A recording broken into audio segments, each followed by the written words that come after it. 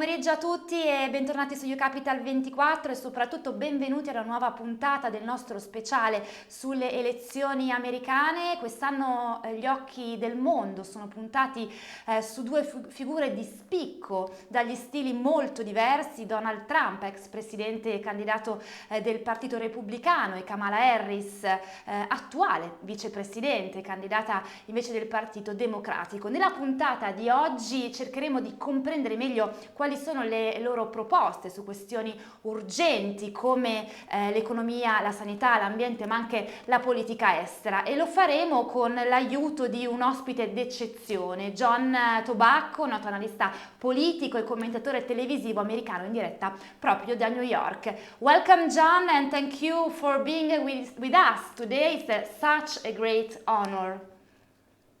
Well, thank you for having me. It's great to be with you guys. John, there are exactly 20 days left until the election day, and we are now in the final stages. The focus now shifts to capturing the undecided voters. And I would like to start from here, John. What are the main topics that the two candidates are using to win these voters, and which swing states are crucial for the victory? Well, I'm lucky enough to be out there covering the news, covering a lot of the rallies, going to a lot of different cities and swing states.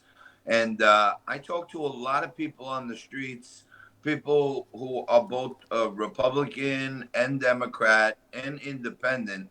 And I feel top of the list, everyone in America, regardless your race, color, religion, creed, is feeling it in the pocketbook. The women are feeling it in the pocketbook when they're going to the store for food to put on the table. The families are feeling it when they have to get the kids the new sneakers and the new clothes to go back to school. The college students are feeling it because their books cost more money, their rent costs more money. So across the board, I think the main question that's been asked over history for polling is, are you better off now than you were 4 years ago?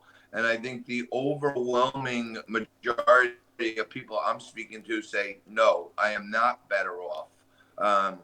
And then to break that down into maybe little subsets, many people, particularly in the Latino, the Asian, and the Muslim communities, are very mad about illegal immigration. They feel like they came to America legally. They feel like there was a process. Sometimes it took 3 years. Some people took 7 years. But they're for immigration, but they're disgusted with the amount of illegal immigration. And many of those people, they feel like, hey, I wouldn't be here if it weren't for migration. I'm here, but these folks should have to come legally the same way. So to me, you probably see over in Italy, there's a shift in the demographics of people who are leaning towards Republican now, particularly Black men, particularly Hispanic and Latino. You know, in 2012, when Mitt Romney ran against Barack Obama, 2008, Mitt Romney got 24% of the Hispanic Latino vote. Okay. Donald Trump right now is at 40% of that vote. And I would say most of these people are good. They have good family values. They care about their freedom to express their religion. Many Christians in the Latino communities, they're very family based. I think these people say, hey, I want to see legal immigration. And their pocketbooks are getting hit also. So I think, to me, it's all about the Benjamins, they say. And, it's money first. And to me, family values second.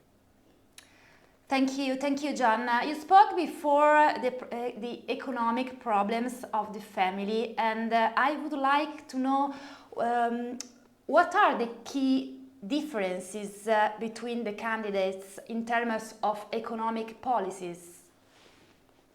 Okay.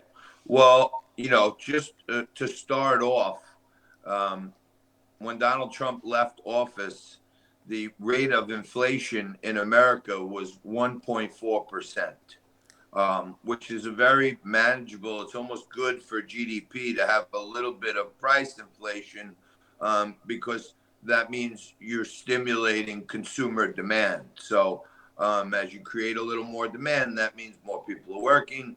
And we had in the last year of Donald Trump, 2019, 2020, there was 7.4% real wage growth, real wages. So real wages is calculated by take-home pay minus inflation, and real wages were up 7.4%.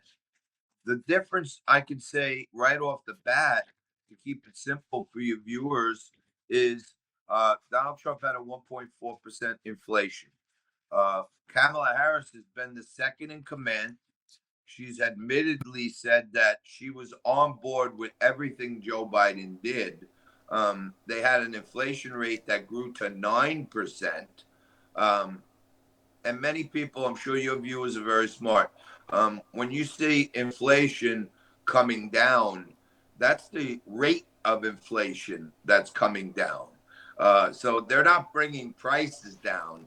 They're just going up a little slower now, but they're still going up. And, 2.4 is where we are now. So, after 3 years, if you take all those little inflation growths, we're up on average about 20% on consumer prices. So over 3.5 years, one candidate left you 1.4, another administration has come in, and now everything is at least 20% more.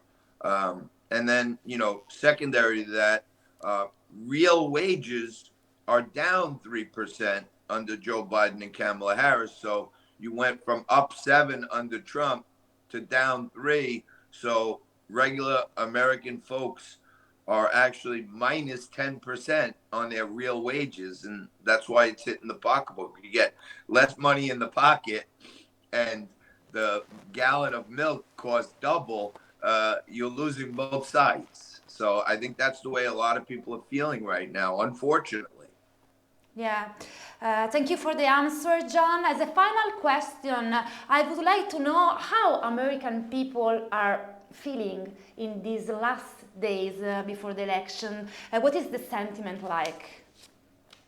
Well, I can tell you this. I don't know if you see my pocket square there, but that's my Yeah. Italia flag right there. And this week in America and in New York, we're celebrating our Italian American heritage, and there's a lot of Christopher Columbus parades. And I was out there in New York City this week at the Columbus Day parade, and there were hundreds of thousands of people waving the Italia flags. And I was happy to see many of them also had America flags.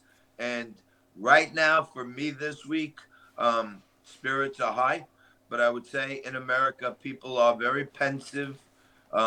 I think people on both sides have anxiety right now, like what's gonna happen? And we're right down to the wire, like you said. It's the closing stages. And I would say, you may hear a lot of fake news in Italy and Europe and everything else, but to me, in America, the mass media talks to the edges. And if you really take a temperature of the people, regardless who wins, there's going to be a sore loser. But 80% of this country, they're going to shake hands with their friends. They're going to be happy that we still have the best republic on earth. And I think the country, win or lose, for whoever I'm for or you for, the main thing is I think America is going to get past this time and come together and unite. And that's what we really need to be one of the global leaders. We need to show unity at home and strength. And I'm hoping for that regardless of the outcome. Of course. John, thank you so much for being with us today. It's been a great honor to have you with us today. I also wish you a wonderful day and I hope to have you back here soon. Thanks again. God bless you, and anytime you need me, I will be here for you. Thank you so much. See you soon. Bye. Noi ci fermiamo qualche istante e poi torniamo sempre qui su UCapital 24. A tra poco.